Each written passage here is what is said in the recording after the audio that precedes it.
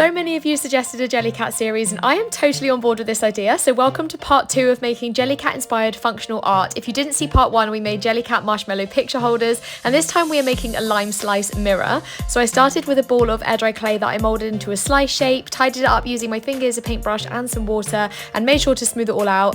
I then made the 2 little legs and I blended them onto the bottom of the slice, and once they were done I used my craft knife to cut 2 slits across the top, which is where my 2 mini mirrors will fit. And once I was happy with that, I left it to dry.